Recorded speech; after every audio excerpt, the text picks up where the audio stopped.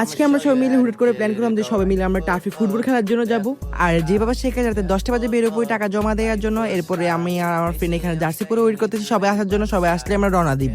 তারপরে সবাই চলে আসলো। আর এখানে হচ্ছে একটা মজার কাহিনী করতে, সেটা হচ্ছে আমার ফ্রেন্ড বার্সেলোনা করে কিন্তু এখন রিয়েল মাদ্রিদ গেঞ্জি পরে বসে আছে, খেলার জন্য যাবে আর কি। এরপরে যাই হোক, এরপরে আমরা সবাই মিলে রওনা দিলাম টার্ফে যাওয়ার উদ্দেশ্যে। তারপর গাইজ 2 থেকে 3 মিনিট হাঁটার পর আমরা আমাদের টার্ফে চলে আসি। আর গাইজ টার্ফটা হচ্ছে আমাদের বাসার সাথেই, তাই আমাদের বেশিক্ষণ লাগে নাই। আর গাইজ আমাদের শিডিউল টাইম ছিল 11টা বাজে, কিন্তু আমরা আসার পরে দেখি যে এখানে আরেকটা দল খেলতেছে। এরপর আমাদের শিডিউল টাইম 12টা বাজে দেওয়া হয়েছে। তারপরে গাইজ দীর্ঘ 1 ঘন্টা অপেক্ষা করার পর আমরা টার্ফে প্রবেশ করলাম। অবশেষে 10 জন করে মোট 20 জন ছিল। প্রথমে 7 জন করে খেলা হলো, এরপর 3 জন ওঠার পরে আমি এবং আমার সাথে আরো 2 জন আমরা নামলাম হাফ টাইমের পরে।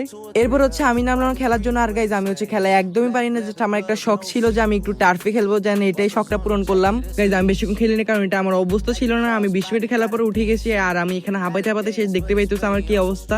গাইজ আমাদের পরে আর কোনো দল ছিল না, এই জন্য আমরা আনলিমিটেড সময় পাইছি খেলার জন্য। এরপরে এখানে হচ্ছে আমার বন্ধুর অবস্থা খুবই খারাপ, মানে আমাদের এক একজন অবস্থা 12টা বেজে গেছে খেলে। এরপরে গাইজ আমরা একটা গোলের জন্য জিতে নেই আর কি, ম্যাচটা ড্র হইলো। তারপরে খেলা শেষে আমরা এখানে কয়েকটা ছবি তুললাম, এরপরে সবাই বাসার উদ্দেশ্যে রওনা দিলাম। আর আমাদের খেলা শেষ হতে প্রায় 1:30 বেজে গেছে। খেলা শেষ করে আসার পর শান্তিতে একটা গোসল দিয়ে আর এদিকে ঘুরতে প্রায় 2টা বেজে গেছে। তো গাইজ আজকের ব্লগটা এত পর্যন্ত, সবাই ভালো থাকবেন, সুস্থ থাকবেন, আল্লাহ হাফিজ। আর গাইজ অবশ্যই লাইক এবং সাবস্ক্রাইব করবেন।